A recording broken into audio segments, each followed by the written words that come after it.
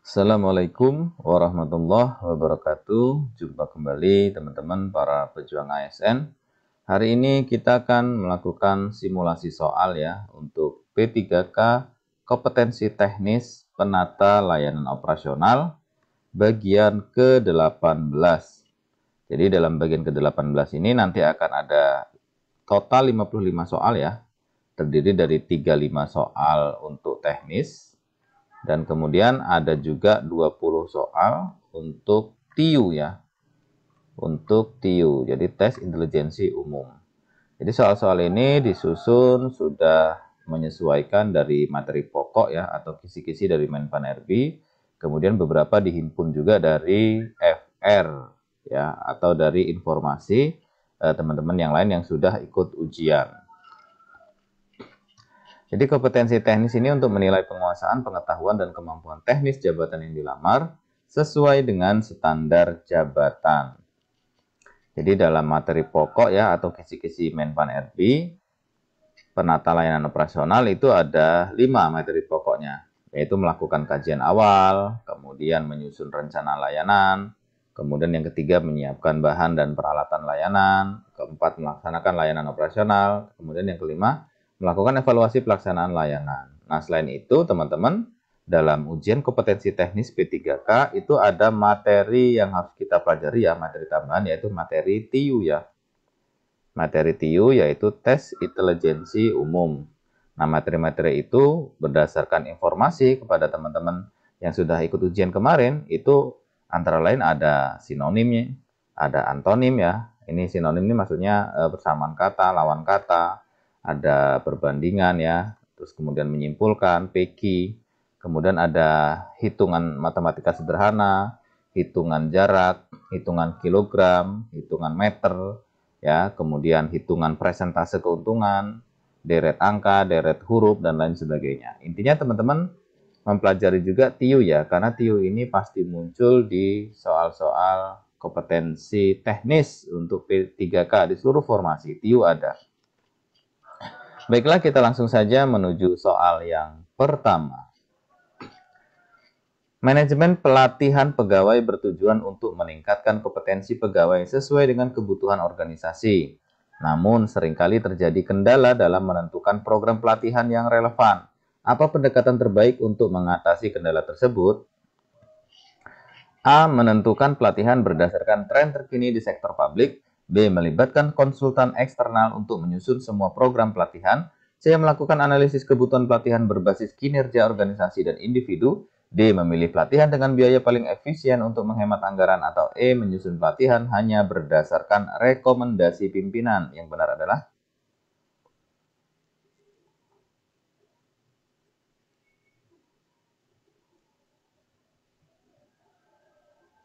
kita jawab yang benar itu adalah yang C ya.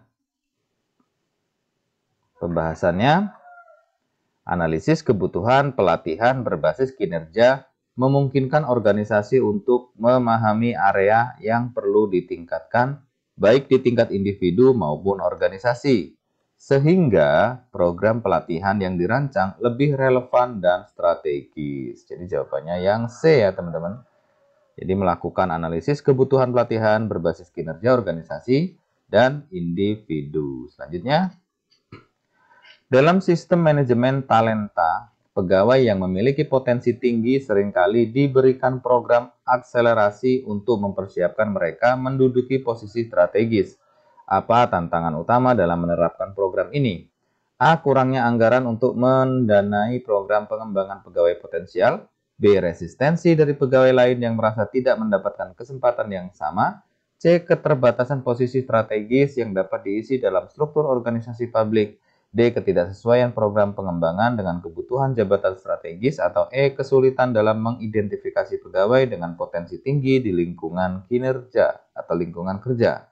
Jawabannya adalah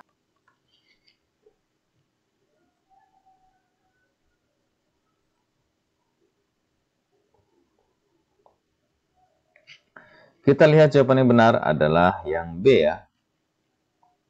Pembahasan, Resistensi dari pegawai lain sering menjadi tantangan dalam program akselerasi karena mereka merasa program tersebut tidak adil. Hal ini dapat diatasi dengan transparansi dalam proses seleksi dan komunikasi yang efektif mengenai tujuan program tersebut ya. Jadi tantangan yang sering dihadapi kaitannya dengan sistem manajemen talenta ya, diperuntukkan bagi pegawai yang memiliki potensi tinggi, itu adalah kaitannya dengan resistensi dari pegawai lain ya, yang tidak mendapatkan kesempatan yang sama, ya kan?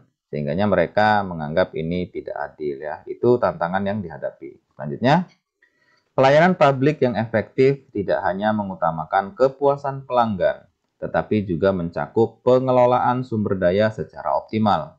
Salah satu pendekatan yang dapat meningkatkan efisiensi dalam pelayanan publik adalah dengan menyederhanakan prosedur pelayanan. Apa yang sebaiknya dilakukan instansi untuk menyederhanakan prosedur pelayanan tanpa mengurangi kualitas?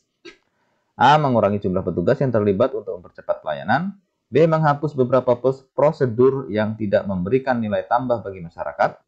C. Menambah jumlah dokumen yang diperlukan untuk memperjelas proses. D. Menyusun prosedur yang lebih rumit untuk meningkatkan kehati-hatian dalam pelayanan. Atau E. Menyederhanakan prosedur tanpa memperhatikan kepuasan masyarakat. Yang benar adalah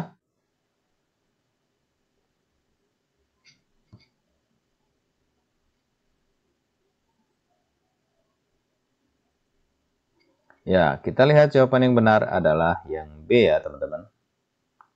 Pembahasan menghapus prosedur yang tidak memberikan nilai tambah akan mempercepat proses pelayanan tanpa mengurangi kualitas, sehingga pelayanan menjadi lebih efisien dan bermanfaat bagi masyarakat. Jadi jawabannya yang B ya. Jadi menghapus beberapa prosedur yang tidak memberikan nilai tambah bagi masyarakat. Selanjutnya, kualitas pelayanan seringkali diukur dari kepuasan masyarakat. Namun untuk mencapai tingkat kepuasan yang tinggi, instansi perlu mempertimbangkan berbagai faktor seperti waktu tunggu, kejelasan informasi, dan interaksi dengan petugas. Apa yang harus dilakukan untuk mengurangi keluhan masyarakat terkait waktu tunggu yang lama? A. Menambah jumlah petugas pelayanan tanpa perubahan prosedur yang ada. B. Meningkatkan kualitas pelayanan dengan menurunkan standar waktu tunggu. C. Meningkatkan sistem antrian dan proses melalui teknologi untuk meminimalisir waktu tunggu. D. Mengurangi jumlah jenis layanan yang diberikan agar lebih cepat. Atau E. Menyederhanakan prosedur dengan mengurangi jumlah petugas yang terlibat. Jawaban yang benar adalah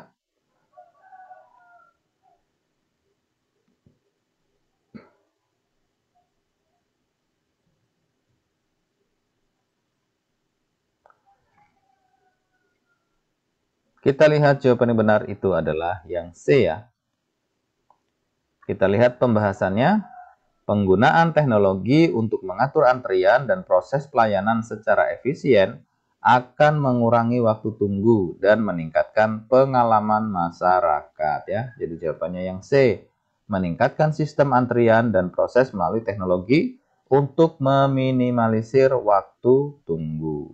Selanjutnya, salah satu aspek dalam menyusun kebijakan internal terkait waktu penyimpanan dan pengarsipan surat adalah jangka waktu penyimpanan surat yang berbeda-beda tergantung jenisnya. Kebijakan apa yang sebaiknya diterapkan untuk memastikan pengarsipan surat yang tepat?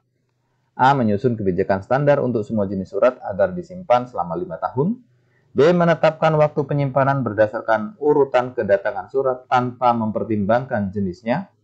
C. Mengadopsi kebijakan pengarsipan yang berlaku secara nasional tanpa menyesuaikan untuk instansi. D. Menyimpan surat secara permanen untuk menghindari kesalahan dalam pemusnahan arsip.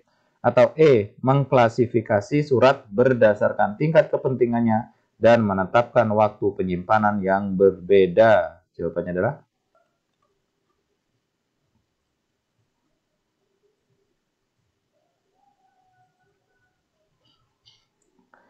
kita lihat jawaban yang benar adalah yang E ya teman-teman. Pembahasan pengklasifikasian surat berdasarkan tingkat kepentingannya dan menetapkan waktu penyimpanan yang berbeda akan memaksimalkan efisiensi dan kepatuhan terhadap kebijakan pengelolaan arsip pendekatan standar untuk semua surat ya. Jadi jawabannya yang E. Jadi mengklasifikasi surat berdasarkan tingkat kepentingannya dan menetapkan waktu penyimpanan yang berbeda. Oke, selanjutnya. Bagaimana cara memastikan bahan dan peralatan yang sudah disiapkan untuk operasional dapat memenuhi standar kualitas yang dibutuhkan? A. Mengandalkan bahan dan peralatan yang sudah tersedia tanpa melakukan pengecekan kualitas. B. Membeli bahan dan peralatan berdasarkan harga yang lebih murah tanpa memperhitungkan kualitas. C. Menggunakan bahan dan peralatan yang telah habis masa pakainya untuk menghemat biaya. D. Memastikan bahan dan peralatan telah memenuhi spesifikasi teknis dan standar yang ditentukan sebelum digunakan. Atau E. Menunggu keluhan dari tim operasional sebelum memeriksa kualitas bahan dan peralatan. Yang benar adalah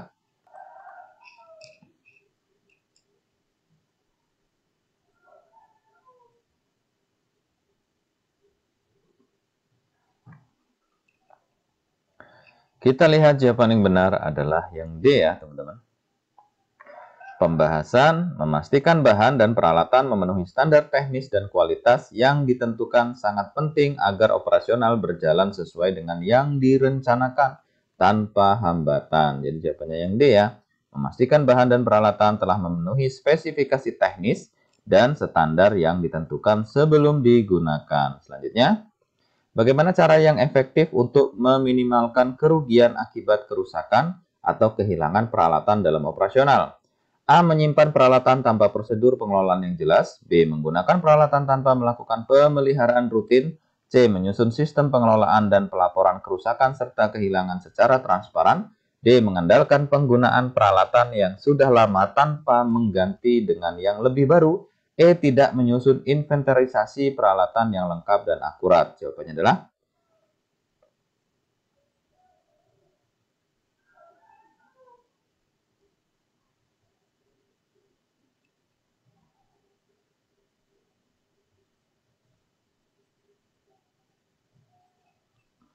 kita lihat jawaban yang benar adalah yang C ya. Pembahasan sistem pengelolaan yang terstruktur dan pelaporan kerusakan atau kehilangan yang transparan memungkinkan identifikasi masalah lebih cepat dan perbaikan yang lebih efisien, meminimalkan kerugian. Jadi jawabannya yang C ya. Menyusun sistem pengelolaan dan pelaporan kerusakan serta kehilangan secara transparan. Selanjutnya, apa langkah yang harus dilakukan untuk menentukan prioritas solusi dalam penyelesaian permasalahan operasional? A. Mengutamakan solusi yang paling cepat diterapkan. B. Menganalisis dampak jangka pendek dari masing-masing opsi. C. Membandingkan efektivitas biaya dari semua alternatif solusi. D. Menggunakan analisis dampak berdasarkan tingkat resiko dan urgensi. Atau E. Mengajukan semua opsi kepada pimpinan untuk diputuskan langsung. Yang benar adalah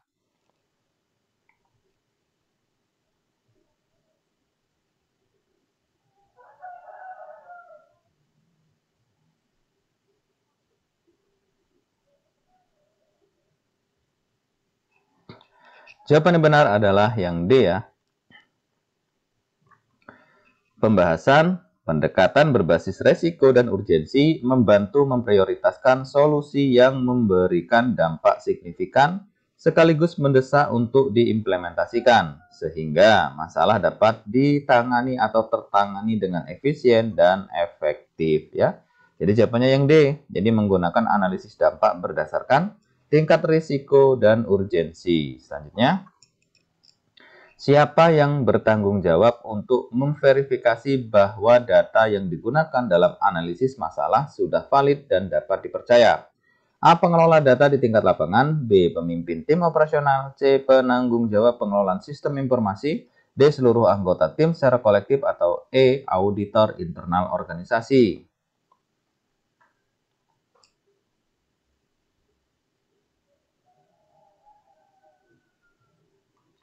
Jawaban yang benar adalah yang B ya.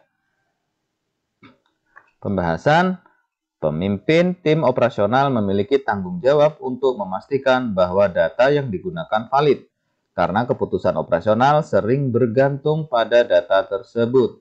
Proses ini dilakukan dengan melakukan pengecekan sumber dan metode pengumpulan data ya. Jadi yang bertanggung jawab itu adalah pemimpin tim operasional. Selanjutnya, bagaimana cara yang paling efektif untuk memastikan bahwa seluruh tim memahami dan mengikuti hasil kajian dalam melaksanakan operasional? A. Mengadakan pelatihan atau sosialisasi terkait hasil kajian dan implementasinya. B. Memberikan instruksi lisan tanpa memerlukan dokumentasi tertulis. C. Menyebarkan hasil kajian secara digital tanpa penjelasan lebih lanjut. D. Menyerahkan seluruh implementasi kepada manajer tanpa pengawasan lebih lanjut. E. Membiarkan tim menyesuaikan diri cara mereka dalam melaksanakan operasional. Yang benar adalah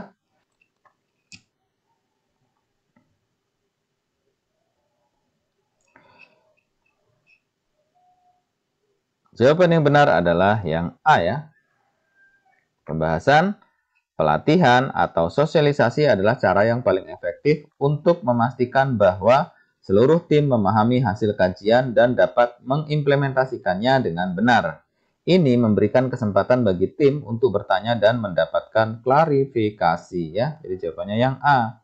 Jadi mengadakan pelatihan atau sosialisasi terkait hasil kajian dan implementasinya. Selanjutnya, salah satu kendala yang muncul dari tata kelola arsip elektronik adalah masalah keamanan, terutama resiko kehilangan data akibat serangan cyber atau kerusakan sistem. Apa kebijakan paling tepat untuk mengatasi resiko ini? A. Membatasi akses arsip elektronik hanya pada perangkat lokal tanpa koneksi internet. B. Menggunakan sistem cadangan atau backup ya berbasis cloud yang dilindungi oleh enkripsi. C. Menyediakan salinan arsip elektronik di perangkat keras, hard drive, untuk setiap unit kerja. D. Mengembangkan firewall internal untuk mencegah serangan cyber pada arsip elektronik. E. Menyimpan arsip elektronik dalam format terenkripsi yang hanya dapat dibuka oleh administrator. Yang benar adalah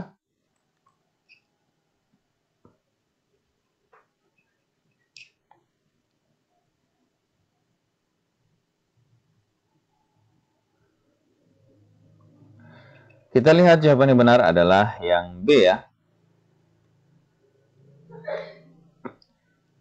Pembahasan sistem cadangan berbasis cloud yang dilindungi enkripsi menawarkan perlindungan terhadap kehilangan data akibat kerusakan perangkat dan serangan cyber ya. Jadi jawabannya yang B. Jadi menggunakan sistem cadangan backup berbasis cloud yang dilindungi oleh enkripsi ya. Selanjutnya, dalam upaya meningkatkan akuntabilitas pengelolaan arsip, penerapan sistem pelaporan terkait arsip yang sudah dimusnahkan merupakan salah satu opsi yang dapat diambil. Namun, salah satu tantangan yang dihadapi adalah memastikan setiap arsip yang dimusnahkan tercatat dan lengkap, serta dapat dipertanggungjawabkan jika diperlukan. Langkah apa yang paling tepat untuk mengatasi tantangan ini?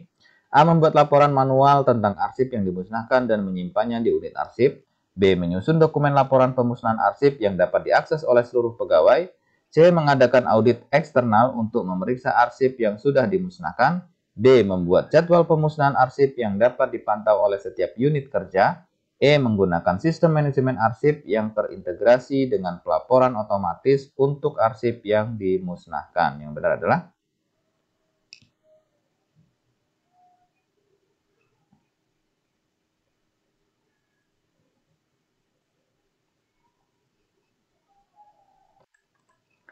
kita lihat jawaban yang benar adalah yang E ya. Pembahasan sistem manajemen arsip yang terintegrasi dengan pelaporan otomatis akan memastikan bahwa setiap arsip yang dimusnahkan tercatat dengan akurat dan mudah dipertanggungjawabkan ya. Jadi jawaban yang E. Jadi menggunakan sistem manajemen arsip yang terintegrasi dengan pelaporan otomatis untuk arsip yang dimusnahkan. Selanjutnya, dalam merencanakan layanan operasional, bagaimana cara yang efektif untuk memantau kemajuan pelaksanaan rencana? A. Mengandalkan laporan dari satu pihak saja. B. Melakukan pemantauan secara rutin dan menggunakan indikator kinerja yang jelas. C. Menunggu laporan akhir setelah seluruh rencana selesai dilaksanakan. D. Tidak melakukan pemantauan karena akan mengganggu proses operasional. Atau E. Memantau hanya jika ada masalah besar yang muncul. Yang benar adalah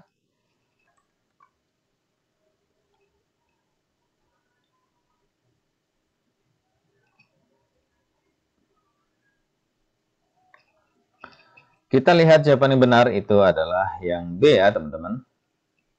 Pembahasan, pemantauan secara rutin dan penggunaan indikator kinerja yang jelas memungkinkan pengelolaan layanan operasional yang lebih efektif. Sehingga jika ada masalah atau kendala dapat segera diidentifikasi dan ditangani sebelum mempengaruhi keseluruhan rencana. Jadi jawabannya yang B. Jadi melakukan pemantauan secara rutin dan menggunakan indikator kinerja yang jelas. Selanjutnya, salah satu hal yang harus dihindari dalam melaksanakan layanan operasional sesuai kajian adalah A. Mengabaikan aspek keberlanjutan dalam implementasi layanan. B. Mengambil keputusan berdasarkan data dan fakta yang objektif.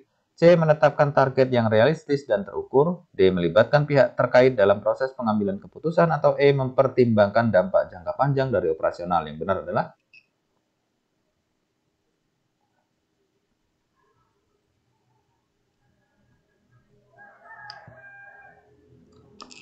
jawaban yang benar adalah yang A ya. Ini hal yang harus dihindari. Pembahasan keberlanjutan adalah faktor kunci dalam melaksanakan layanan operasional. Mengabaikan hal ini dapat berakibat buruk pada efektivitas jangka panjang dan kualitas layanan yang diberikan. Jadi jawabannya yang A. Ini mengabaikan aspek keberlanjutan dalam implementasi layanan. Itu hal yang harus dihindari. Selanjutnya, agar evaluasi pelaksanaan layanan operasional efektif, salah satu langkah yang harus dilakukan adalah dengan A. Mengurangi jumlah indikator evaluasi untuk mempercepat proses. B. Menggunakan satu metode evaluasi untuk semua jenis layanan. C. Menyusun evaluasi berdasarkan temuan yang relevan dan objektif. D. Mengabaikan laporan tim pelaksana dalam proses evaluasi. E. Membandingkan hanya hasil akhir tanpa melihat proses yang terjadi. Jawabannya adalah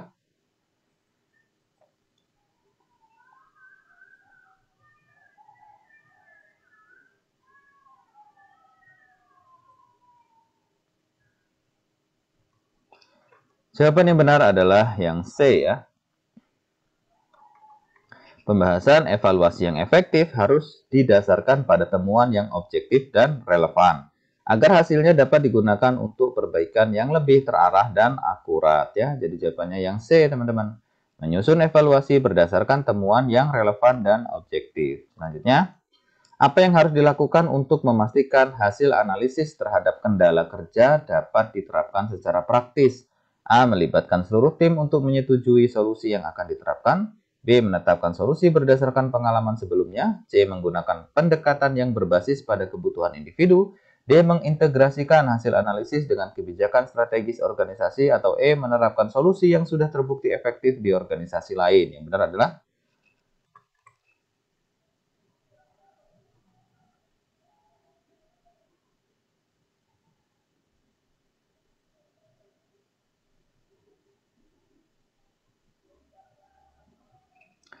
jawaban yang benar adalah yang D ya. Pembahasan hasil analisis yang selaras dengan kebijakan strategis organisasi akan memastikan bahwa solusi yang diterapkan tidak hanya praktis, tetapi juga relevan dengan tujuan jangka panjang organisasi ya. Jadi jawabannya yang D, mengintegrasikan hasil analisis dengan kebijakan strategi organisasi. Selanjutnya, untuk meminimalkan kerugian akibat bahan dan peralatan yang rusak atau tidak terpakai, apa yang harus dilakukan dalam proses persiapan operasional? A. Tidak perlu melakukan pengecekan kualitas bahan dan peralatan karena sudah dipastikan dari pemasok. B. Melakukan pemantauan dan pemeliharaan secara rutin untuk memastikan bahan dan peralatan dalam kondisi baik. C. Mengandalkan bahan dan peralatan bekas untuk menghemat biaya operasional. D. Menyimpan semua peralatan dalam satu tempat tanpa mengelompokkan atau pengawasan. E. Menunggu hingga bahan atau peralatan rusak sebelum mengambil tindakan perbaikan. Jawabannya adalah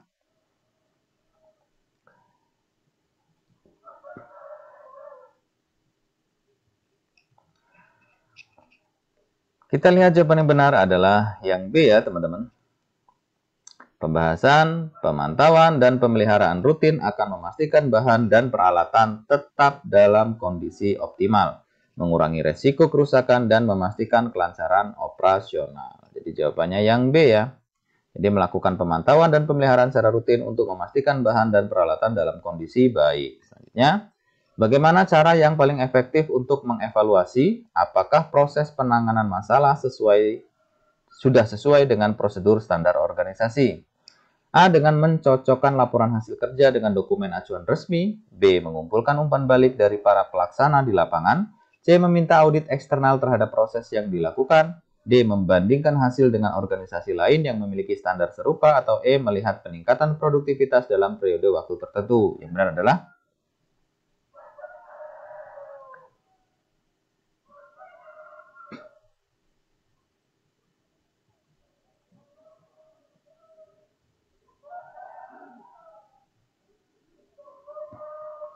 jawaban yang benar adalah yang A ya. Pembahasan evaluasi menggunakan dokumen acuan resmi memungkinkan penilaian yang terukur terhadap kesesuaian langkah-langkah yang diambil dengan standar organisasi sehingga kesalahan dapat diminimalkan. Jadi jawaban yang benar itu adalah yang A ya, dengan mencocokkan laporan hasil kerja dengan dokumen acuan resmi. Selanjutnya, bagaimana cara memastikan semua pihak yang terlibat dalam pelaksanaan rencana operasional memahami peran dan tanggung jawab mereka?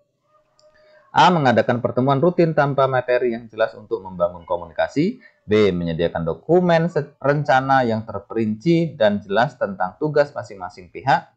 C. Mengandalkan pengawasan yang ketat tanpa memberi ruang untuk inisiatif. D. Menghindari komunikasi langsung agar tidak mengganggu proses operasional. E. Memberikan kebebasan penuh kepada setiap individu untuk menentukan peran mereka. Yang benar adalah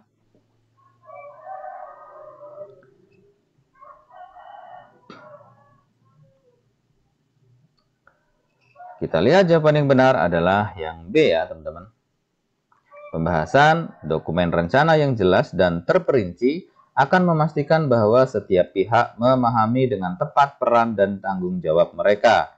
Yang penting untuk kelancaran pelaksanaan rencana operasional. Jadi jawabannya yang B ya. Jadi menyediakan dokumen rencana yang terperinci dan jelas tentang tugas masing-masing pihak. Selanjutnya, faktor manakah yang paling mungkin mempengaruhi penilaian pelanggan terhadap layanan?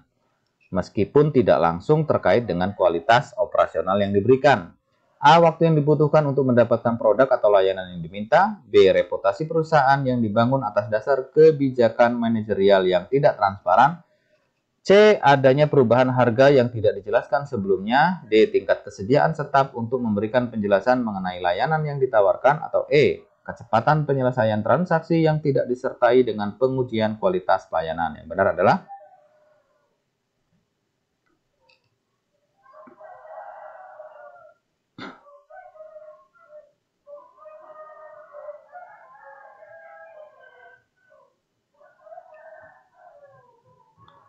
jawabannya benar adalah yang A ya.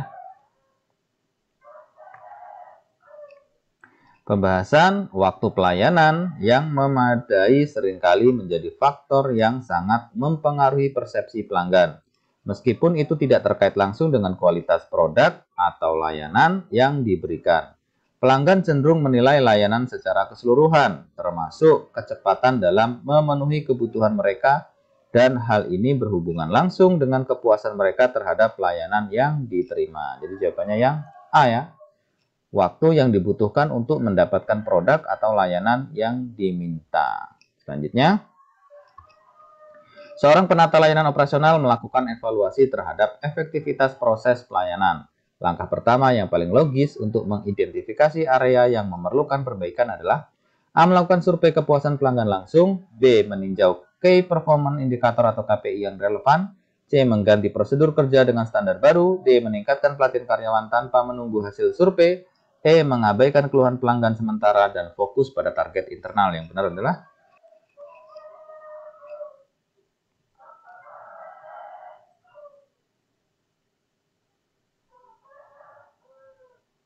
yang benar jawabannya adalah yang B ya.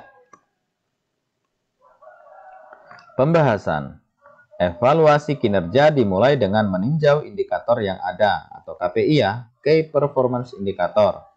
Untuk memahami area kritis yang perlu diperbaiki, KPI adalah ukuran objektif untuk mengidentifikasi titik lemah secara spesifik.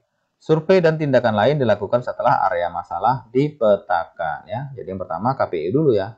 Jadi meninjau KPI yang relevan. Selanjutnya, Jika seorang penata layanan operasional mendeteksi adanya penurunan kepuasan pelanggan, tindakan terbaik yang harus diambil adalah A. Membuat sistem penghargaan bagi pelanggan setia, B. Mengurangi biaya operasional untuk memperbaiki margin keuntungan, C. Melakukan analisis akar masalah dari keluhan yang diterima, D. Menambah anggaran untuk pemasaran, atau E. Memberikan diskon besar untuk semua pelanggan. Yang benar adalah yang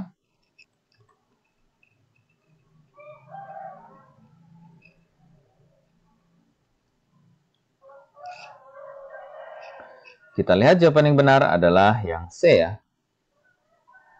Pembahasan analisis akar masalah adalah langkah kritis untuk memahami penyebab utama penurunan kepuasan pelanggan sebelum merancang solusi yang tepat ya. Jadi jawabannya yang C.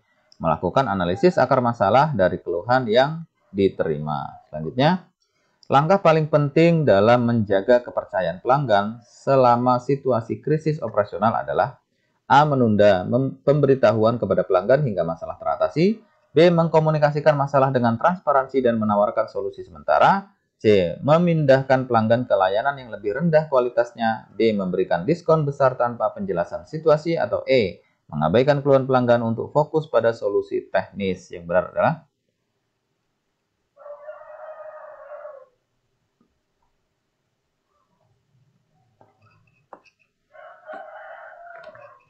jawaban yang benar adalah yang B ya teman-teman.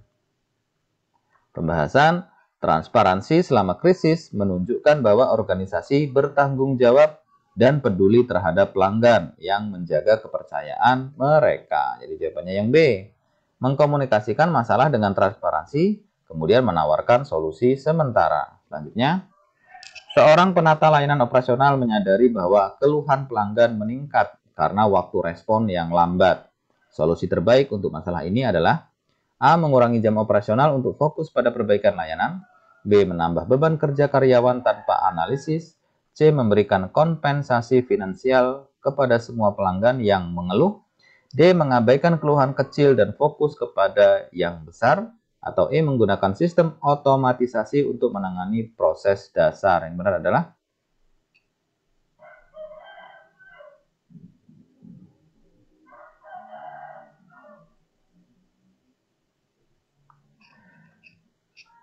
jawaban yang benar adalah yang E ya. Pembahasan otomatisasi dapat mempercepat waktu respon untuk masalah dasar, memungkinkan tim operasional fokus pada penyelesaian masalah yang lebih kompleks. Jadi jawabannya yang E, menggunakan sistem otomatisasi untuk menangani proses dasar. Selanjutnya, seorang penata layanan operasional mendeteksi bahwa banyak arsip lama yang tidak relevan menumpuk di kantor. Langkah pertama yang paling tepat dalam tata kelola arsip adalah A. Memusnahkan semua arsip lama tanpa tinjauan lebih lanjut, B. Mengkategorikan arsip berdasarkan umur dan pentingnya, C. Menyewa penyedia jasa penyimpanan arsip pihak ketiga, D. Memindahkan semua arsip ke lokasi terpisah tanpa melakukan audit, atau E. Digitalisasi arsip tanpa mempertimbangkan nilai dokumen. Yang benar adalah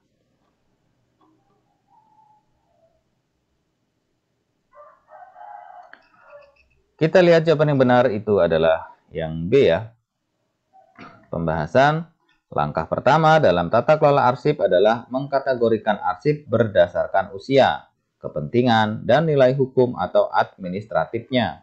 Hal ini membantu menentukan apakah arsip harus disimpan, diarsipkan secara digital, atau dimusnahkan ya. Jadi jawabannya adalah yang B. Jadi mengkategorikan arsip itu berdasarkan umur dan pentingnya. Selanjutnya, dalam tata kelola arsip pemerintah, dokumen yang memiliki nilai hukum harus disimpan selama A. 2 tahun tanpa pengecualian, B. 5 tahun jika tidak ada aktivitas lanjutan terkait, C. Selamanya tanpa pertimbangan lain, D. Sesuai dengan jangka waktu retensi yang ditetapkan oleh peraturan pemerintah, atau E. Hingga instansi memutuskan dokumen tidak relevan. Yang benar adalah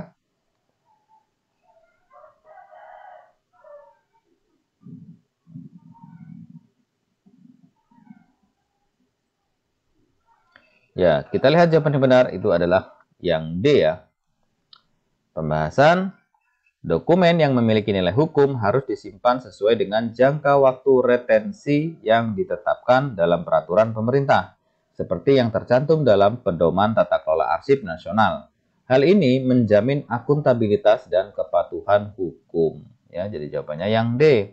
Sesuai dengan jangka waktu retensi yang ditetapkan oleh peraturan pemerintah. Selanjutnya, seorang penata layanan operasional ingin meningkatkan efisiensi pengelolaan arsip. Alat yang paling efektif untuk digunakan adalah A. Buku catatan manual untuk melacak arsip. B. Sistem manajemen arsip elektronik. C. Kontak penyimpanan fisik dengan label warna-warni. D. Kalender untuk mencatat waktu pemusnahan arsip. Atau E. Menggunakan penyimpanan cloud tanpa sistem pengorganisasian. Yang benar adalah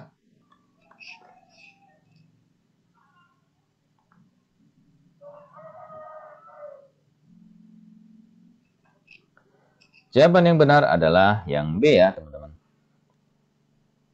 Pembahasan sistem manajemen arsip elektronik atau e-arsip ya adalah alat yang dirancang untuk mengelola arsip secara efisien, termasuk pelacakan, pencarian, dan penyimpanan arsip elektronik. Ini meminimalkan risiko kehilangan dokumen dan mempermudah akses ya. Jadi jawabannya yang B, sistem manajemen arsip elektronik. Selanjutnya, apa yang harus dilakukan seorang penata layanan operasional ketika menemukan dokumen rahasia yang masa penyimpanannya telah berakhir? A. Memusnahkan dokumen secara hati-hati sesuai protokol keamanan. B. Memindahkan dokumen ke ruang arsip umum untuk kemudahan akses. C. Menyimpan dokumen selama 5 tahun tambahan untuk berjaga-jaga. D. Menyerahkan dokumen kepada pihak ketiga tanpa proses audit. Atau E. Mengabaikan dokumen dan fokus pada arsip yang lebih baru. Jawabannya adalah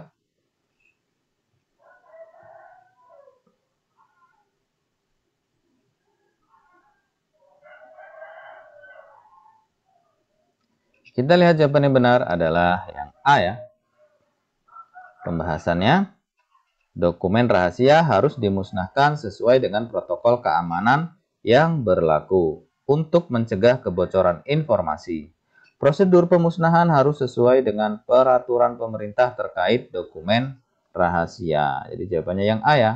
Jadi bisa dimusnahkan dokumen tersebut ya dengan hati-hati dan tentunya harus disesuaikan dengan protokol keamanan yang ada. Jadi sesuai dengan peraturan pemerintah terkait dokumen rahasia. Selanjutnya, dalam pengelolaan arsip di instansi pemerintah, prinsip aksesibilitas berarti A. Semua dokumen harus dapat diakses oleh seluruh pegawai tanpa batas.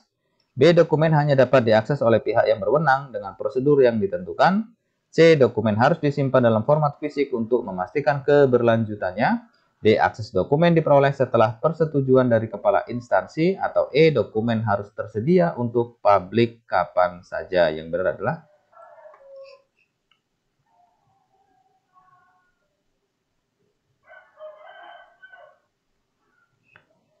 kita lihat jawaban yang benar adalah yang B ya teman-teman. Pembahasan prinsip aksesibilitas dalam pengelolaan arsip menekankan bahwa dokumen hanya dapat diakses oleh pihak yang berwenang dengan prosedur yang ditentukan guna menjaga keamanan informasi dan kepatuhan terhadap regulasi. Jadi jawabannya yang B. Dokumen hanya dapat diakses oleh pihak yang berwenang dengan prosedur yang ditentukan. Selanjutnya, manakah langkah yang paling penting dalam memastikan tata kelola arsip yang efektif? A. Menyusun arsip berdasarkan alur kerja instansi. B. Memusnahkan arsip lama secara berkala tanpa dokumentasi. C. Membuat jadwal retensi arsip yang sesuai dengan peraturan dan kebutuhan instansi. D. Menyimpan semua dokumen di lokasi yang sama untuk mempermudah pencarian. Atau E. Menghindari penggunaan sistem digital agar lebih aman. Yang benar adalah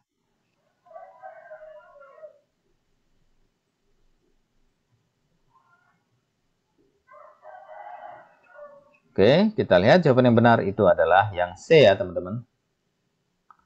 Pembahasan jadwal retensi arsip yang jelas sesuai dengan peraturan dan kebutuhan instansi adalah dasar tata kelola arsip yang efektif. Ini memastikan dokumen yang relevan tersedia sesuai kebutuhan dan yang tidak relevan dapat dimusnahkan tepat waktu ya. Jadi jawabannya yang C. Membuat jadwal retensi arsip yang sesuai dengan peraturan dan kebutuhan instansi. Selanjutnya, dalam proses evaluasi kinerja, seorang penata layanan operasional menemukan penyimpangan signifikan dari target. Langkah berikutnya yang paling efektif adalah A. Menyusun rekomendasi tindakan korektif berdasarkan penyebab masalah. B. Menyampaikan hasil evaluasi langsung kepada seluruh karyawan.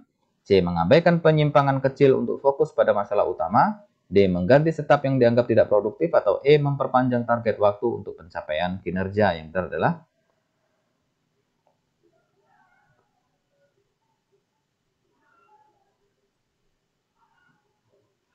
kita lihat jawaban yang benar adalah yang A ya teman-teman.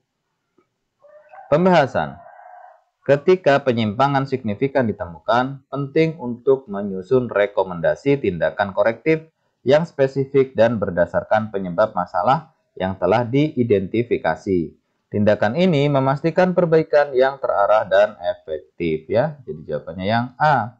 Menyusun rekomendasi tindakan korektif berdasarkan penyebab masalah. Selanjutnya, seorang penata layanan operasional menggunakan hasil evaluasi kinerja untuk menyusun rekomendasi kepada pimpinan. Prinsip utama yang harus diperhatikan dalam menyusun rekomendasi tersebut adalah A. Fokus pada aspek administratif tanpa mempertimbangkan dampak langsung. B. Hanya menonjolkan masalah yang terlihat penting untuk saat ini. C. Memberikan rekomendasi yang berbasis data, realistis, dan terukur. D. Memastikan rekomendasi tidak mengubah struktur organisasi yang ada. Atau E. Menghindari pengambilan keputusan strategis berdasarkan evaluasi. Yang benar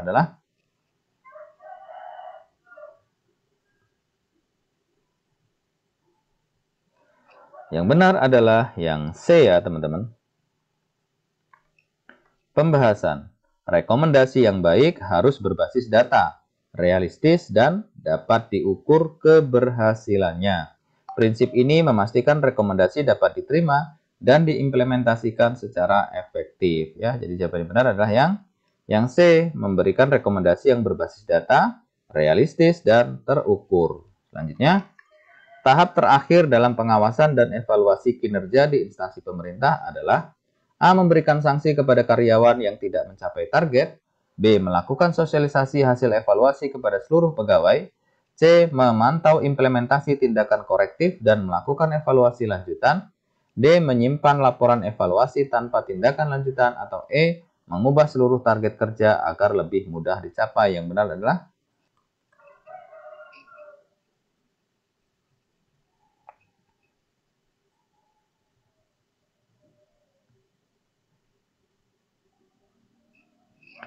benar adalah yang C ya.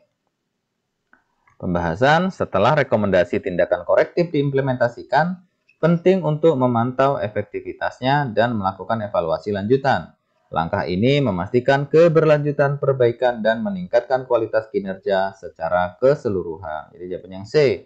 Memantau implementasi tindakan korektif dan melakukan evaluasi lanjutan. Selanjutnya, proses penyampaian informasi kepada publik harus transparan. Namun juga harus memperhatikan aspek kecepatan dan kemudahan akses. Apa faktor yang paling berpengaruh dalam menciptakan model pelayanan publik yang unggul dan berkelanjutan? A. Penggunaan teknologi informasi dalam sistem pelayanan. B. Kepemimpinan yang kuat dan visioner dalam instansi pemerintah. C. Penyediaan layanan berbasis digital untuk mempercepat proses. D. Pengembangan sistem evaluasi berbasis kepuasan masyarakat. E. Pengintegrasian berbagai lembaga pemerintah dalam satu platform. Yang benar adalah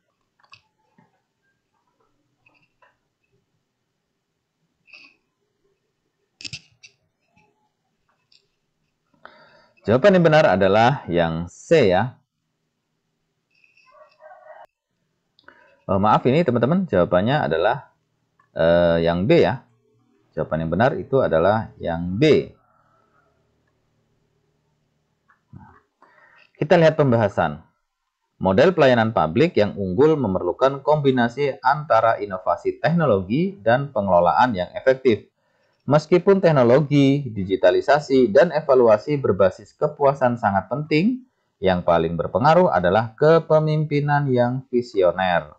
Kepemimpinan yang baik menciptakan strategi jangka panjang dan budaya pelayanan yang berfokus pada kualitas serta keberlanjutan. Tanpa adanya visi yang jelas dari pemimpin, semua inovasi dan teknologi dapat menjadi tidak efektif ya. Jadi jawabannya benar adalah yang B. Yang berpengaruh itu kaitannya dengan kepemimpinan yang kuat, kemudian visioner dalam instansi pemerintah. Selanjutnya, Peningkatan kualitas layanan sangat bergantung pada kemampuan untuk mengidentifikasi dan menganalisis kekuatan serta kelemahan dalam pelaksanaan operasional. Untuk itu, penting untuk memiliki data yang valid mengenai kinerja yang tercapai, sehingga upaya perbaikan dapat dilakukan dengan tepat. Apa yang menjadi manfaat utama dari melakukan evaluasi terhadap umpan balik terkait kinerja operasional secara terstruktur? A. Mempermudah pengambilan keputusan dalam menentukan prioritas anggaran. B. Memberikan gambaran yang lebih akurat mengenai persepsi pelanggan terhadap kualitas layanan. C. Memastikan bahwa semua anggota tim memahami tujuan strategis organisasi. D. Meningkatkan pengawasan dan kontrol terhadap tiap tahapan dalam operasional layanan. Atau E. Membantu dalam menyusun kebijakan baru yang lebih efektif dan sesuai dengan kebutuhan pasar. Yang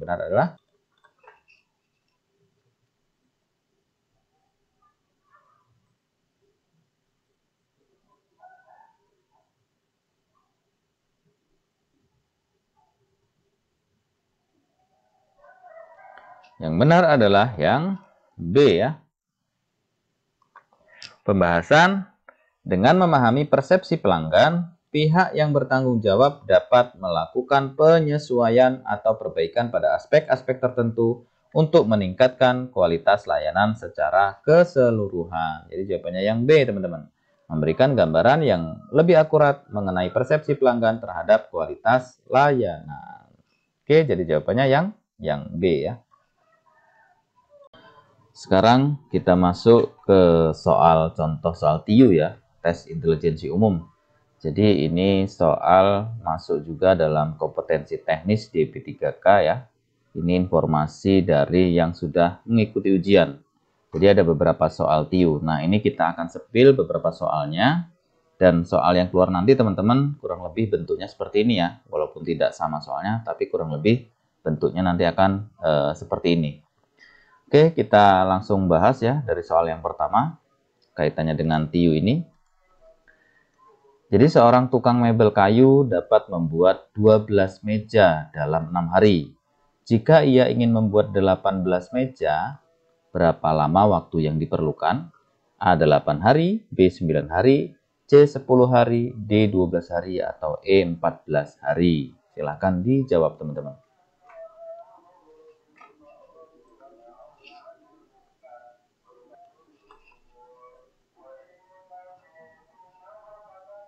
Gampang ya Mas Yan ya.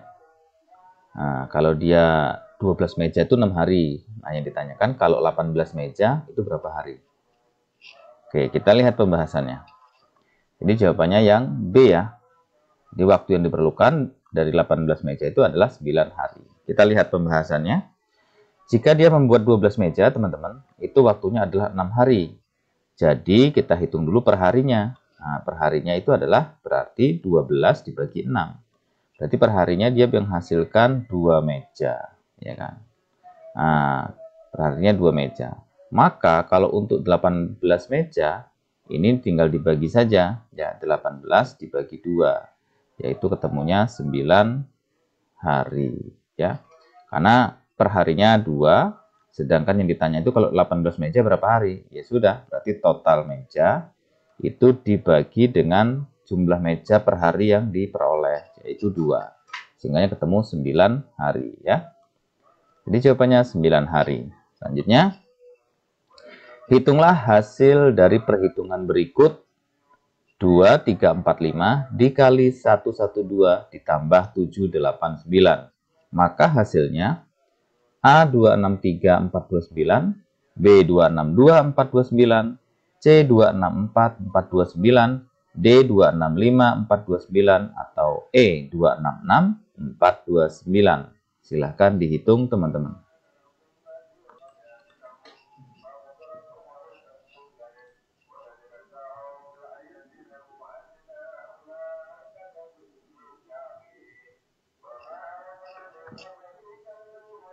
Oke. Silahkan dihitung ya. Ini butuh kecepatan aja ya, kecepatan dan ketepatan dalam menghitung ini. Kalau cara menghitungnya saya rasa teman-teman sudah paham ya. Oke, kalau sudah kita lihat ya, hasilnya dari 2345 dikali 112 ditambah 789 adalah yang A ya teman-teman. Nah, bagaimana cara menghitungnya? Langkah pertama ya teman-teman, yang dihitung itu adalah perkaliannya dulu ya. Perkaliannya dulu ya. Jadi kalau misalnya ada kurang, ada jumlah ya, ada kali, ada bagi gitu. Makanya pertama itu perkalian. Nah, kemudian kalau ada bagi, kedua pembagian, kemudian ada jumlah dan ada pengurangan, maka penjumlahan dulu baru terakhir adalah pengurangan gitu ya. Kalau dalam hal ini adalah perkalian dulu yang diproses ya. Sehingganya 2345 itu dikali 112 dulu. Sehingganya mendapatkan hasil yaitu 262 640. Kalau sudah dapatkan hasil dari perkalian, maka baru bisa dijumlahkan dengan 789 ya. Nah, jadi hasil perkalian tadi dijumlahkan 789. Ini ya hasil perkalian. Jadi hasilnya adalah 263 429. Nah, ini jawabannya. Jadi di sini perkaliannya dulu baru penjumlahannya ya. Jadi 263 429. Selanjutnya, jika X sama dengan 3, kemudian Y sama dengan 5, maka persamaan mana yang benar? A, X plus 2 sama dengan Y, B, X min 1 sama dengan Y, C, X plus Y sama dengan 8, atau D, X kurang dari Y atau lebih kecil dari Y, E, X sama dengan Y. Yang benar adalah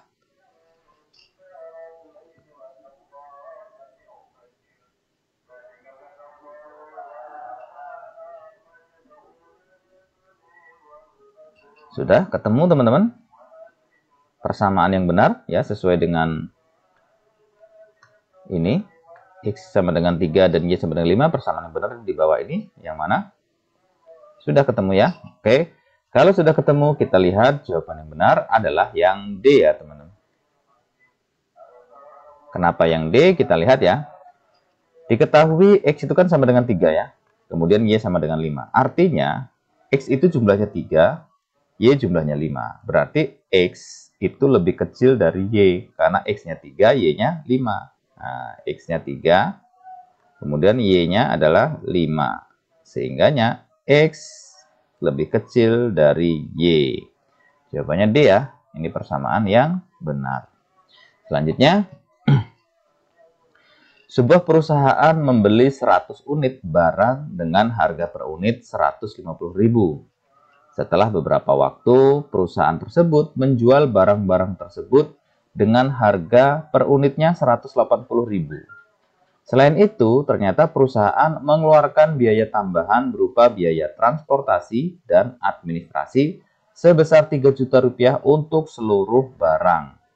Berapa persentase keuntungan yang diperoleh perusahaan setelah menjual seluruh barang tersebut? A 12%, B 15%, C 18%, D 20%, atau E 0%. Silakan dihitung teman-teman. Jawaban yang benar adalah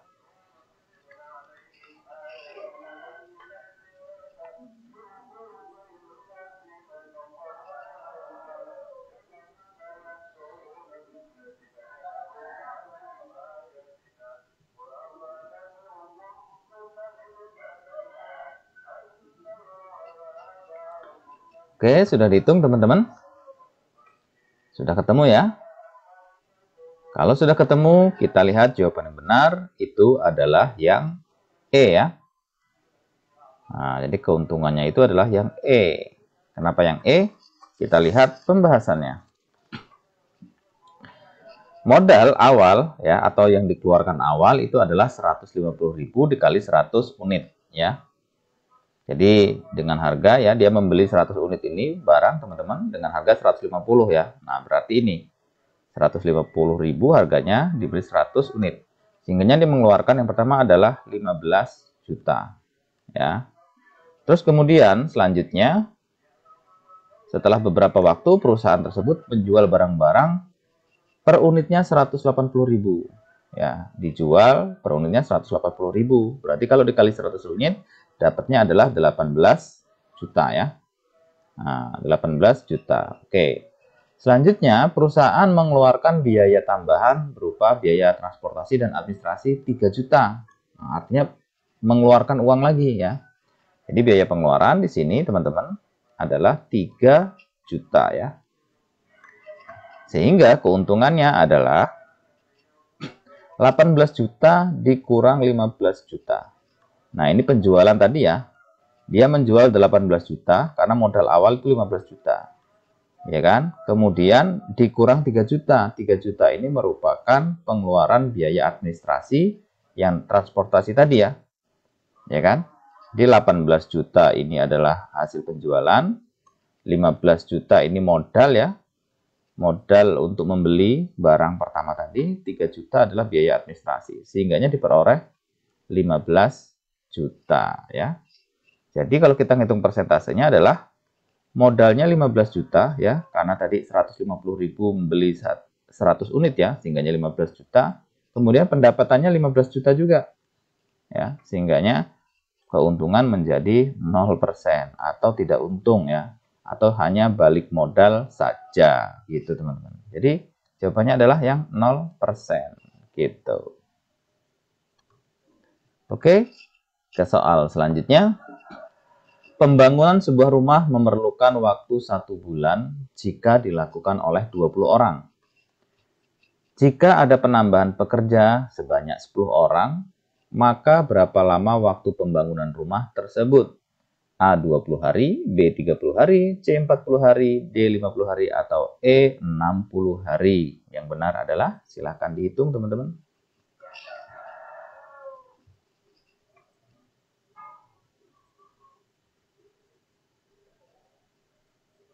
Nah, ini membangun rumah teman-teman.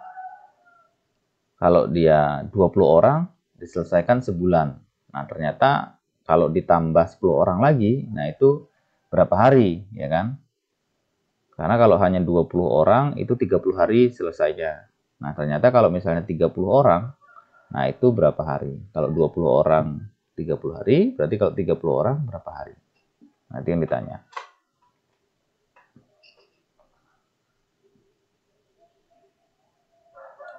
Sudah ketemu ya hitung-hitungannya ya?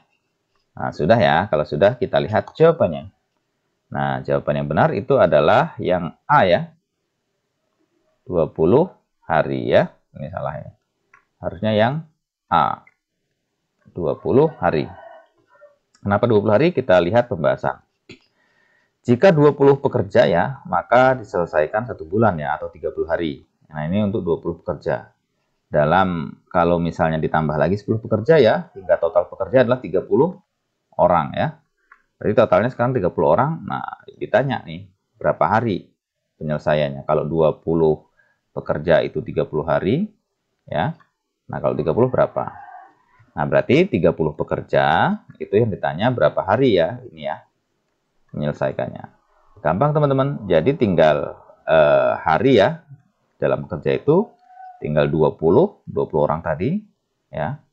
20 orang tadi itu dibagi dengan 30 orang yang ditanya ya. 20 orang dibagi 30 orang yang ditanya, kemudian dikali 30 hari. Nah, 30 hari ini ngambilnya dari hari yang bisa diselesaikan kalau 20 orang gitu. Nah, sehingganya ketemulah 20 hari kerja kalau dia 30 pekerja ya. Jadi 20 hari itu bisa diselesaikan kalau pekerjanya 30 orang ya. Sehingganya yang benar adalah yang A.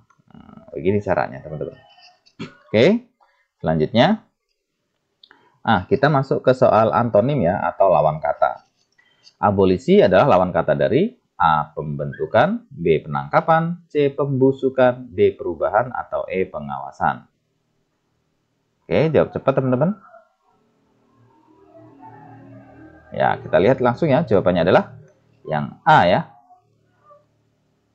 Pembahasannya, abolisi ya, itu peniadaan peristiwa pidana atau penghapusan atau perbudakan kalau di Amerika ya.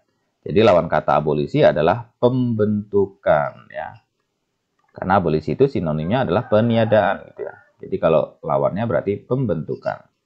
Selanjutnya anomali itu lawan kata dari A. Aturan, B. Normal, C. Patuh, D. Takut, E. Salah. Yang benar adalah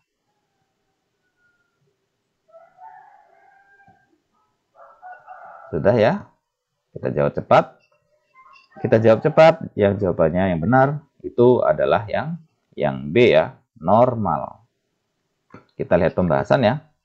Anomali itu merupakan persamaan kata dari ketidaknormalan ya, penyimpangan dari normal, kelalaian, kemudian penyimpangan atau kelalaian. Nah, jadi kalau kita ditanya lawan katanya, anomali adalah berarti normal ya, karena anomali itu tidak normal gitu ya, atau penyimpangan dari normal atau kelainan ya.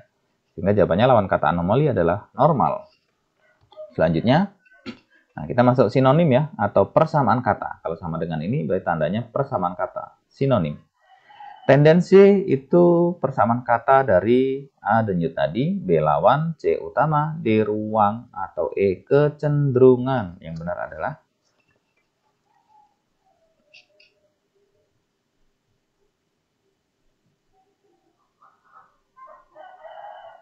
Oke, kita jawab cepat teman-teman ya. Jawaban yang benar adalah yang E ya. Kenapa yang E? Kita lihat pembahasannya. Tendensi itu adalah kecenderungan ya, atau kecondongan pada suatu hal ya. Sehingga persamaan kata tendensi adalah kecenderungan ya. E. Selanjutnya supervisi itu persamaan kata dari A pengawasan, B luar biasa, C pegawai, D bos, atau E manajer. Yang benar adalah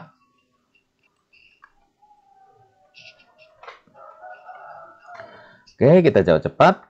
Yang benar itu adalah yang A ya teman-teman. Kita lihat pembahasannya. Supervisi itu sama dengan adalah pengawasan utama ya, atau pengontrolan tertinggi atau penyeliaan ya. Jadi supervisi adalah pengawasan. Selanjutnya sporadis. Nah, sporadis ini persamaan kata dari A rapat, B subur, C banyak, D jarang, atau E rusak.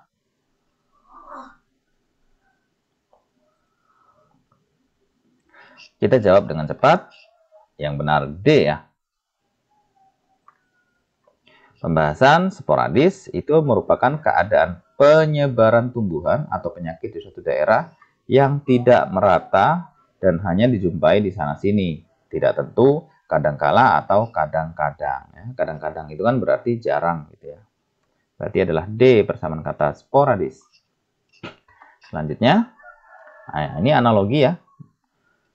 Kalau di analogi yang pertama adalah kompor api, maka persamaan kata dari analogi yang di atas itu adalah A. palung gula, B. pohon buah, C. kipas angin, D. jalan macet, atau E. lemari es. Ya, ini kita suruh mencari persamaan kata ya, persamaan kata analogi ya. Nah, kalau kompor api berarti persamaan katanya adalah dengan apa analoginya ya, yang beranalogi. Oke, sudah ketemu ya. Kompor api antara A, B, C, D, E ini yang sesuai dengan analogi di atas adalah Oke, kita lihat ya jawabannya ya. Yang benar adalah yang C, teman-teman. Kipas angin. Kenapa kipas angin? Kita lihat pembahasannya. Kompor itu menghasilkan api ya. Nah, maka jawabannya yang paling tepat itu adalah kipas angin menghasilkan angin ya. Jadi betul ya. Jadi yang benar adalah yang C, kipas angin. Selanjutnya, masih analogi ya persamaan kata. Suhu Celcius. Nah, itu analogi persamaan katanya. A, termosuhu, B, api kebakaran, C, banjir air, D, gempa Richter, atau E, dosis obat. Nah, dari jawaban-jawaban ini, yang analoginya sama dengan yang di atas adalah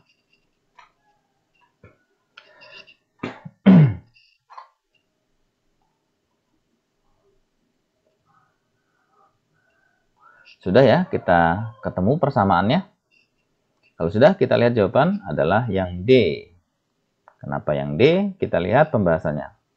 Suhu itu dapat diukur dengan skala Celcius.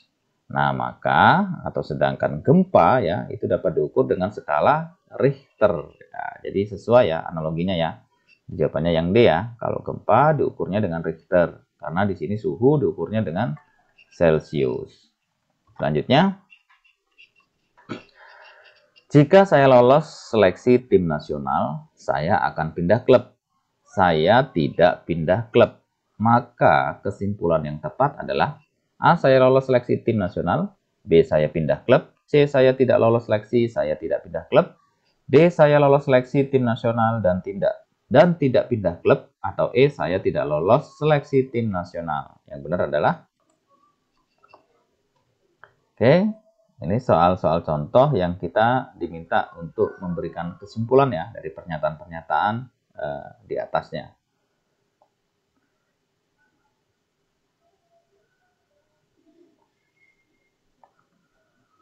Sudah ketemu ya, gampang ini ya. Nah, kalau saya ingatkan seperti ini ya.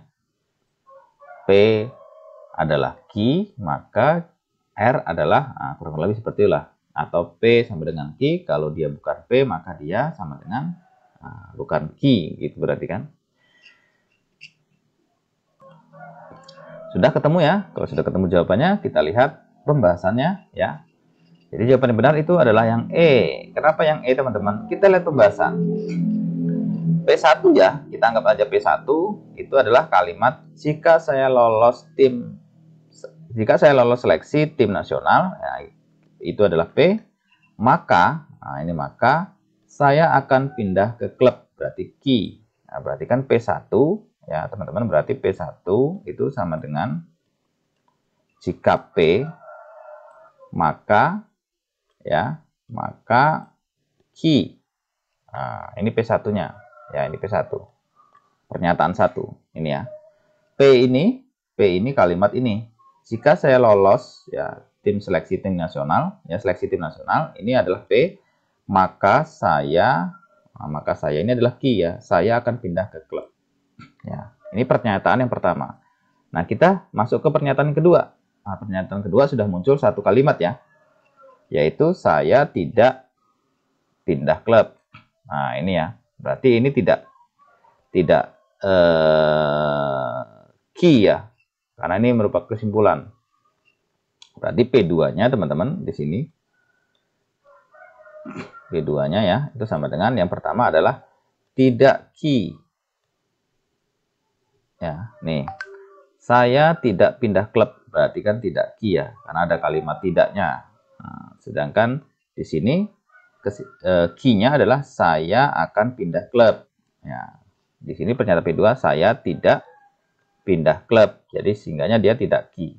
Maka yang benar kalau dia tidak Q berarti di sini kesimpulannya dia harus tidak juga. Berarti tidak P. Nah, tidak P ini kalau kita kembalikan ke P ya. Nah, P itu kan jika saya lolos seleksi tim nasional, itu adalah pernyataan P. Tadi kalau tidak P, saya tidak lolos tim nasional ya, ditambahin kalimat negatif ya. Nah, kalau dia negasi P ya, ini negasi P, tidak, ini negasi Q adalah tidak. Berarti di sini negasi P ini merupakan adalah saya ini ya. Jadi negasi P itu merupakan di sini saya tidak lolos timnas ya. Nah, saya tidak lolos timnas.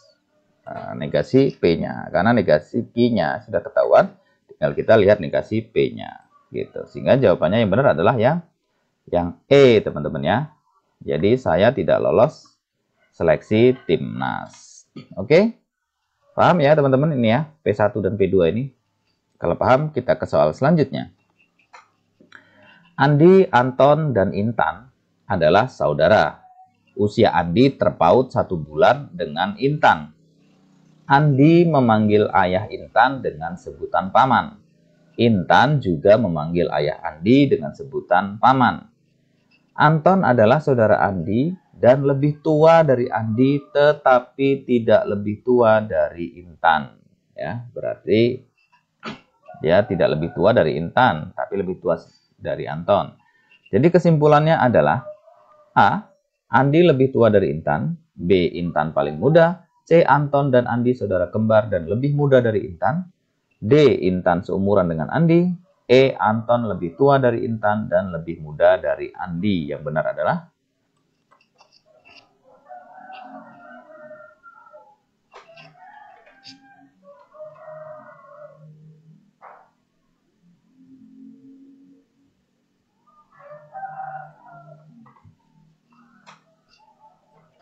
Oke, sudah teman-teman ya. Kalau sudah, kita lihat pembahasannya ya, beserta jawabannya. Jadi jawaban yang benar adalah C ya. Nah, ini jawaban yang paling masuk akal C ini. Kenapa masuk akal? Kita lihat ya. Anton dan Andi adalah saudara kembar. Nah, Anton lahir beberapa saat sebelum Andi. Berarti kan Anton lebih tua sedikit dari Andi ya, hanya beberapa saat saja. Ya, tapi umur mereka sama. Dan mereka lebih muda dari Intan. Yang menyatakan lebih muda 1 bulan dari Intan itu adalah yang pertama ini. Ya, usia Andi terpaut 1 bulan. Nah, ini yang menyatakan bahwasanya usia mereka ya, mereka lebih muda dari 1 bulan nih. Nah, mereka lebih muda 1 bulan itu adalah ini. Kemudian kenapa kok bisa tahu mereka lebih muda? Nah, mereka lebih muda taunya dari sini. Dari Anton itu saudara Andi lebih tua dari Andi, tetapi tidak lebih tua dari Intan. Nah, kalimat kedua ini yang menyatakan bahwasanya Intan yang paling tua di antara mereka ya. Jadi di sini kalimat ini menyatakan Intan itu lebih tua dari mereka berdua ya. Jadi Intan paling tua di sini.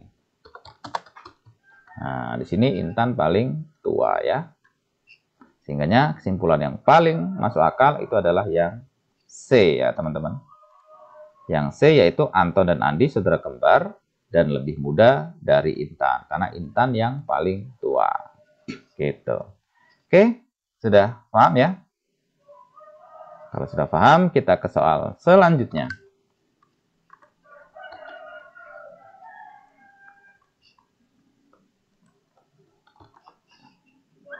Oke. Berat badan Adinda lebih besar Dini, tetapi lebih rendah dari Ulfa. Berat badan Ulfa lebih besar dari Pandu, tetapi tidak lebih besar dari Dewi. Berat badan Pandu lebih besar dari Adinda. Jadi kesimpulannya urutan berat badan dari yang terbesar sampai yang terkecil. Nah, berarti yang ditanya teman-teman, badan yang paling besar hingga terkecil itu urutannya yang benar adalah yang mana? Nah, yang A, Dewi Ulfa Pandu Adinda. B, Ulfa Pandu Dewi Dini Adinda. C, Dini Adinda Pandu Dewi Ulfa. D, Adinda Dini Dewi Pandu Ulfa. Atau E, Ulfa Pandu Dini Dewi Adinda. Yang benar adalah yang. Nah, teman-teman bisa mencari satu saja sebenarnya ya, yaitu siapa badannya yang paling besar gitu. Nah, kalau sudah ketemu siapa yang paling besar, nah, nanti kita bisa pakai mekanisme eliminasi ya. Karena di sini ininya beda-beda nih. Awalnya nih, ini Dewi, ini Ulfa, ini Dini, ini Adinda. Nah, cuma dua ini aja yang sama, E sama B. Nanti kalau ketemu siapa yang paling besar, nah, tinggal dilihat awalnya ini siapa gitu. Jadi yang lain dieliminasi gitu ya. Sudah ketemu urutannya dari besar terkecil? Ya, kita lihat ya pembahasan. Jadi jawaban yang benar itu adalah yang A, teman-teman. Badan yang paling besar itu adalah Dewi. Nah, sebenarnya kalau kita sudah tahu badan paling besar Dewi, kita sudah bisa dibilang bisa mengeliminasi yang lain ya. Ini Ulfa ya, udah kita eliminasi ya. Kemudian Dini kita eliminasi, Adinda kita eliminasi. Ya, gini aja yang cepat cara jawabnya. Nah, Ulfa kita eliminasi. Karena dari semua ini yang paling besar badannya adalah Dewi. Gitu ya. Dari sini aja kita sudah bisa melihat jawaban yang benar adalah yang A. Tapi kita lihat caranya ya untuk menghitung detailnya ya. Di sini kan menyebutkan bahwasanya Adinda itu lebih besar dari Dini ya. Nah, tetapi Adinda itu ya, Adinda ini dia kurang dari Ulfa. Tapi Ulfa lebih besar dari Pandu. Kemudian Ulfa dia kurang dari Dewi ya. Pandu lebih besar dari Adinda. Jadi yang benar yang paling besar itu adalah ini. Nah, Dewi ya. Dewi baru Ulfa. Gitu. Kita lihat ya. Jadi urutannya itu pertama Dewi, Ulfa, Pandu, Adinda, dan Dini. Gitu. Nah, kalau kita sudah ketemu yang pertama yang paling besar, Dewi itu udah selesai ya. Ya, langsung kita pilih ini jawabannya. Gitu teman-teman. Tapi bolehlah sampai melihat kedua ini ya, Ulfa apakah betul ini badannya besar kedua gitu. Tapi saya rasa betul gitu kan. Karena di sini tidak ada Dewi lagi gitu, sehingga nggak perlu melihat yang kedua gitu ya. Nah, sehingga jawabannya benar itu adalah yang A ya teman-teman. Oke, paham ya? Oke, selanjutnya suatu kelompok belajar mempunyai anggota 7 orang. Jika setiap belajar semua anggota kelompok duduk dengan posisi melingkar, banyaknya cara untuk mengatur posisi duduk anggota kelompok tersebut adalah A 720, B 1440, C 2520, D 5040, atau E 5420. Yang benar adalah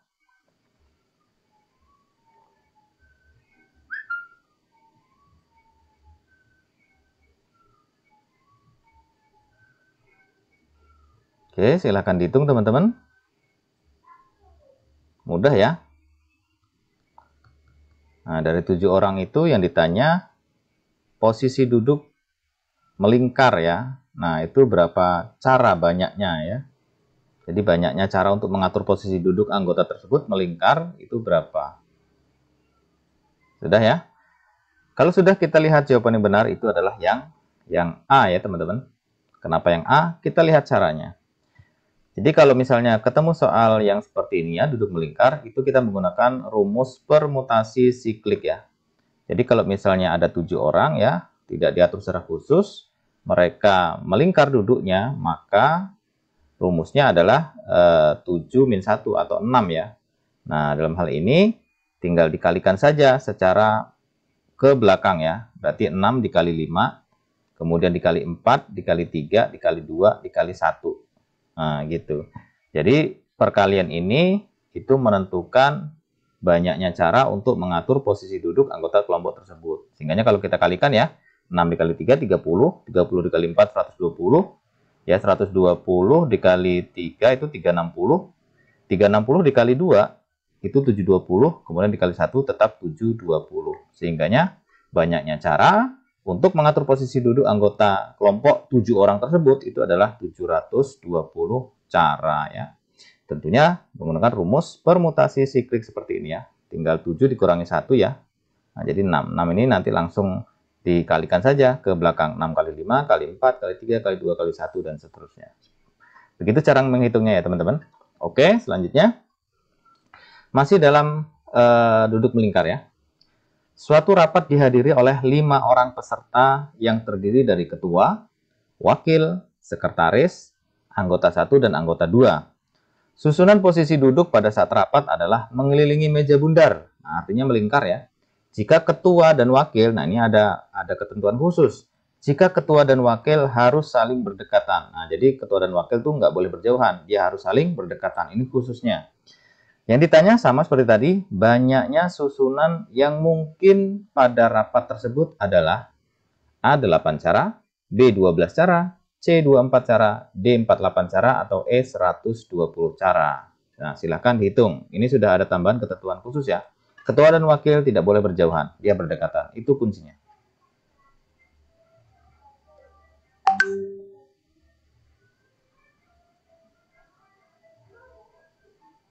Silahkan dihitung teman-teman. Masih menggunakan rumus siklik ya, permutasi siklik seperti tadi.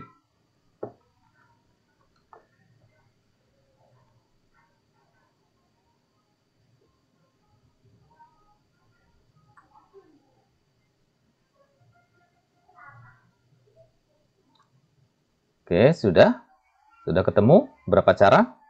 Oke, kita lihat jawaban yang benar adalah yang B ya, ada 12 cara.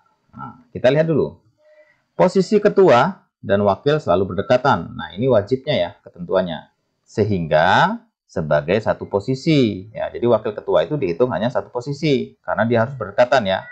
Jadi total posisi dari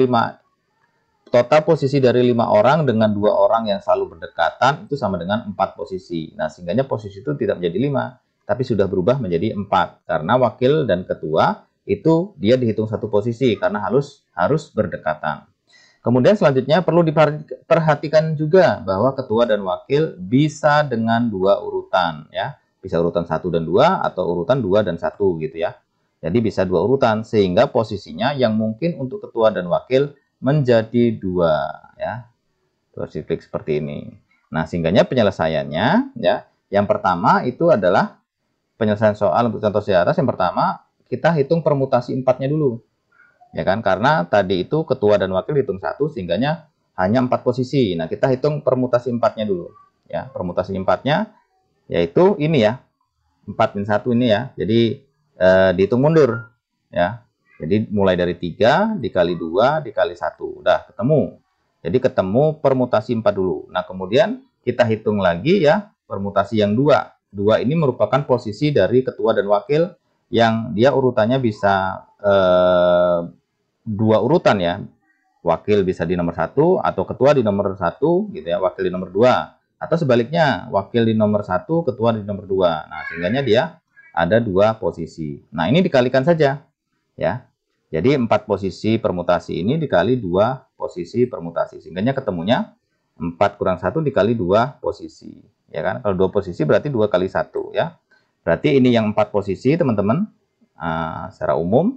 Kemudian 2 kali 1 ini merupakan posisi ketua dan wakil tadi. Sehingganya 3 ya, 3 dikali 2 itu 6 dikali 1 6. Kemudian 2 kali 1 2 berarti 6 kali 2 sama dengan 12 cara. Nah, cara menghitungnya seperti ini teman-teman ya. Karena sudah ada ketentuan khusus gitu. Jadi jawaban yang benar adalah yang 12. Selanjutnya, nah kita masuk ke deret angka ya. Suatu seri angka sebagai berikut ya, 2, 4, 7, 11, 16, titik. Seri selanjutnya adalah A1718, B2022, C2229, D2432 atau E2935. Yang benar adalah ini deret angka ya. Jadi ada pola, pasti ada pola. Nah, kita mencari polanya dulu, nanti ketemu jawabannya.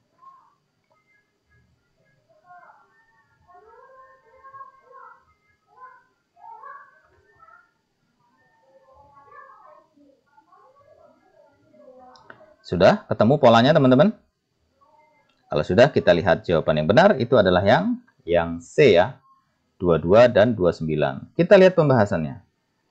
Polanya adalah ditambah 2, ditambah 3, ditambah 4, tambah 5, tambah 6, tambah 7. Nah, berarti dimulai dari 2, 3, 4, 5, 6, 7. Berarti begini. 2 ke 4 ini ya, itu berarti ditambah 2. Ya kan? 2 ke 4 ditambah 2, ya kan? 4 ke 7 berarti dia ditambah 3, ya kan? 4 tambah 3 kan 7, ya kan? 7 ke 11 ya, itu berarti ditambah 4. 7 tambah 4 kan 11. Nah, berarti 11 ke 16 itu ditambah 5 ya. 11 tambah 5 kan 16. Berarti di sini teman-teman dia harus ditambah 6 ya. Berarti 16 tambah 6 sama dengan adalah 22 ya. Oke, 22 di sini. Nah, kemudian ini harus ditambah 7. Ya kan? Karena dia polanya 2, 3, 4, 5, 6, 7 ya. Urutan dia polanya. Berarti 22 tambah 7 sama dengan 229 ya. Nah, sehingga jawabannya adalah 2229 ya. Nah, polanya seperti ini, 2, 3, 4, 5, 6, 7. Oke, ketemu ya. Jadi 2229 jawabannya. Selanjutnya masih deret angka ya, atau seri angka. Jadi suatu seri angka sebagai berikut ya, 1, 37, 13, 21. Jadi seri selanjutnya adalah A25, B28, C31, D35 atau E45. Silahkan dicari polanya teman-teman, biar ketahuan jawabannya apa.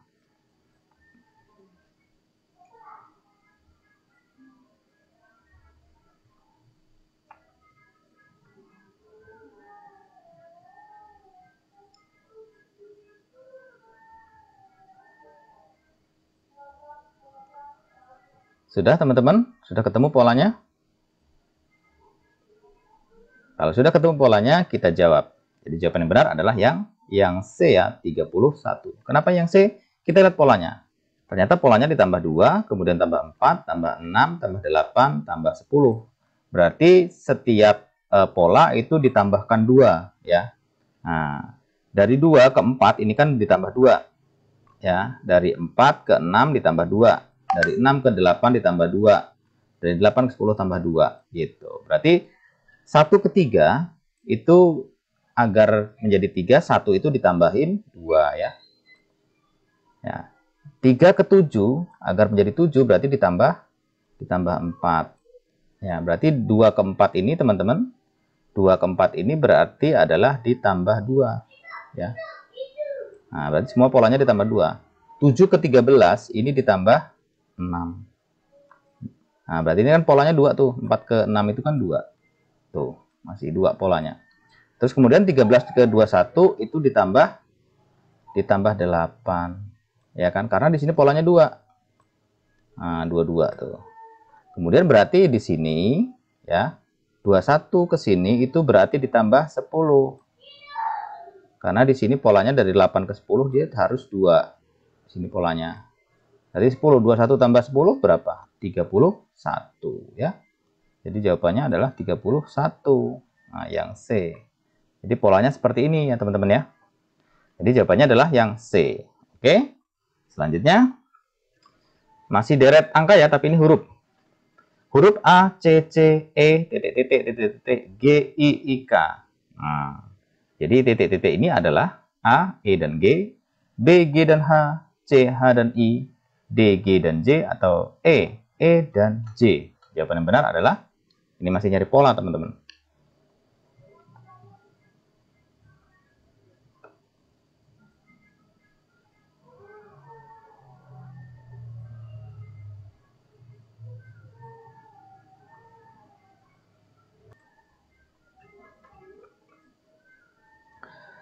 Sudah ketemu polanya teman-teman? Kalau sudah ketemu polanya, kita jawab ya. Jawaban yang benar itu adalah yang A ya. E dan G. Kenapa E dan G? Kita lihat pembahasannya. Di sini pembahasannya ya, polanya seperti ini.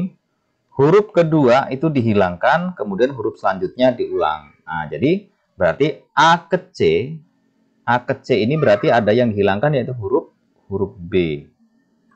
Huruf B dihilangkan ya. Nah, seperti ini nih. Huruf kedua dihilangkan, ya teman-teman, dihilangkan. Huruf selanjutnya diulang. Berarti yang B dihilangkan, kemudian C-nya diulang. Nah, berarti C diulang. Nah, habis C ke E, itu kan ada yang dihilangkan lagi ya, yaitu huruf apa? Huruf D. Huruf D dihilangkan. Ya. Huruf D dihilangkan, sehingganya dia langsung C ke E. Berarti kalau sudah E, berarti di sininya harus E, karena diulang 2 kali. Ya, polanya seperti ini nih. Ada yang dihilangkan 1, kemudian selanjutnya diulang 2 kali. Nah, habis E, itu harus ada yang dihilangkan lagi. Habis E apa? Habis E adalah F. Berarti di sini itu adalah F yang dihilangkan ya. F berarti di sini harusnya G ya. Polanya G. F-nya dihilangkan ya. Jadi satu huruf dihilangkan, kemudian huruf selanjutnya diulang 2 kali. Ini dihilangkan lagi ya, yang D ini. Kemudian E-nya diulang 2 kali. Terus kemudian F-nya dihilangkan ya. Kemudian G-nya diulang 2 kali. Terus ya, seterusnya. Jadi jawabannya adalah E dan G ya. Itu polanya seperti itu. Jadi jawabannya adalah E dan G.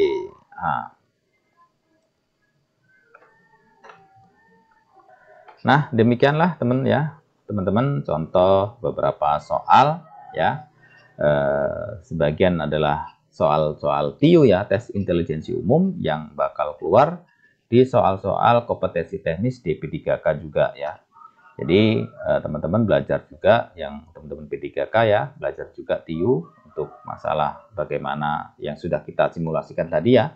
Nah, itu dipelajari. Itu kurang lebih bentuk soalnya akan seperti itu. Walaupun soalnya nggak sama, tapi bentuknya minimal seperti itu.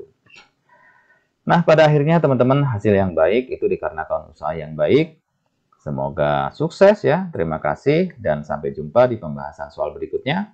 Assalamualaikum warahmatullahi wabarakatuh. Salam.